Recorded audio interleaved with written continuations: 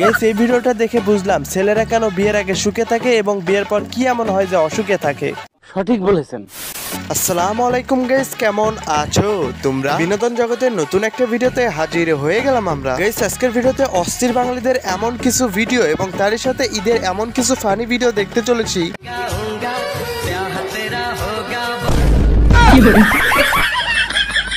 যে ভিডিওগুলি দেখলে আস্তে আস্তে লুঙ্গি খুলে যেতে পারে আপনার।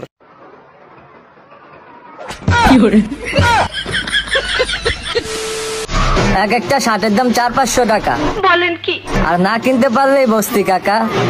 তোর মাথা নষ্ট। সত্যি গাইস ভাইয়াটা মনে হয় অনেক স্মার্ট। ইস মিথ্যে কথা। মানে গাইস একটা শার্টের দাম শুধুমাত্র 4 থেকে 500 টাকা। এটা কিনে সে নিজেকে গর্ভবতী মনে করতেছে। সত্যি কথা বলতে গাইস এই টেডি শার্টটা এতটা ভাইরাল হয়ে গেছে যে সবাই এটা কিনতেছে এবং সবাই এই টেডি শার্টটাকে এতটা হাইপে উঠাইছে যে এই শার্টটা না কিনলে হয়তো কারো ঈদই হবে না। আজকে এই ঈদের দিনে তোর মন খারাপ কে? একটা জিনিস নিয়ে চিন্তায় আছে। আরে সবাই বস্তি শার্ট সরি টেডি শার্ট পরে ঘোরাঘুরি করতেছে। এখন আমার চয়েসটা তো খারাপ না, তাই আমি ঈদের আগে বস্তি শার্ট সরি টেডি শার্ট কিনি নাই। এখন এই যে আমি আজকে ঈদের দিনে সবার সাথে তাল মিলে আর টেডি শার্ট পরতে পারলাম না, আরে এতে কি আমার ঈদ হইব?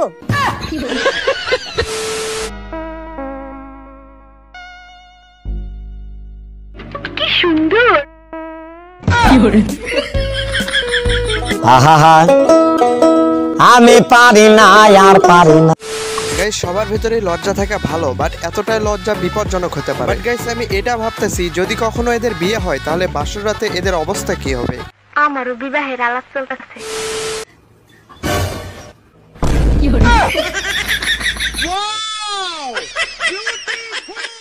গাইস চুরি করার পরে এই আইডিটা খুব একটা খারাপ না, তবে এটা কখনো বাস্তব জীবনে কেউ ট্রাই করবেন, কারণ বাস্তব জীবনে আপনি যদি চুরি করার পর এমন অ্যাক্টিং করেন তাহলে পাবলিক পিটিয়ে আপনাকে এভাবেই ন্যাংরা বানিয়ে দিবে। বলেন কি? তো আজকে এত গরম কেন? আমার বাবার বাবা হিটার চালিয়ে চলে গেছিল তাই গরম। গাইস এই আপুটা একদম সঠিক জবাব দিয়েছে। বিষয়টা একটু ব্যাখ্যা করবেন? হ্যাঁ নিশ্চয়ই। দেখো গাইস বর্তমানে কিছু কন্টেন্ট ক্রিয়েটর রয়েছে হাতে একটা মাইক নিয়ে বেরিয়ে পড়ে বাহিরে এবং এরা সামনে যাকেই পায় তাকেই এরকম উদ্ভট প্রশ্ন করে। তোর মাথা নষ্ট।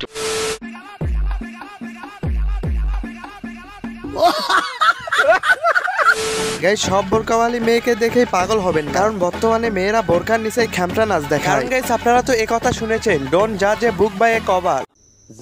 বোরখাওয়ালা মেয়ে দেখলেই পাগল হয়ে যায় না, সব বোরকার পিছনে প্রকৃত দিনদারিতা কিন্তু থাকে না। সঠিক বলেছেন।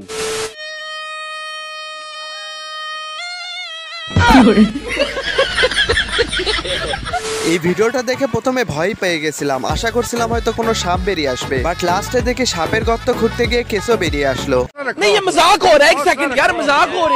তো যাই হোক গাইস আজকের ভিডিওটা এ পর্যন্তই, আবারও দেখা হবে নতুন কোনো ভিডিওতে। এবং গাইস আমি জানি এই ভিডিওটা হয়তো ততটা ফানি হয়নি, বাট কিছু মানুষকে মেনশন করার প্রয়োজন ছিল ঈদ উপলক্ষে। এন্ড গাইস আশা করতেছি আপনাদের ঈদটা খুব ভালো কেটেছে। তো আজকের ভিডিওটা এ পর্যন্তই, আবারও দেখা হবে নতুন কোনো ভিডিওতে। ততক্ষণের জন্য ভালো থাকুন, সুস্থ থাকুন এবং চ্যানেলটি সাবস্ক্রাইব করে অবশ্যই বিনোদন জগতের সাথেই থাকুন।